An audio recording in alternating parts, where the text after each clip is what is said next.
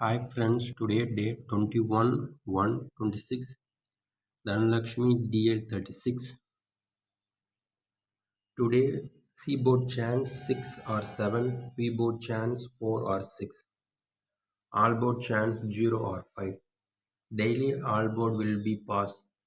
All board வந்து daily pass ஆகிட்டு இருக்கு. ஸோ கடைசி 4 நாளாக ஆல் போர்டு பாஸ் ஆகிட்டு தான் இருக்குது. ஸோ முதல்ல பி இல்லைன்னா சி போர்டை ஃபோக்கஸ் பண்ணுங்கள், ரெண்டாவது ஆல் போர்டை ஃபோக்கஸ் பண்ணுங்கள். அண்ட் ரொம்ப முக்கியமான நம்பர் 740860996197.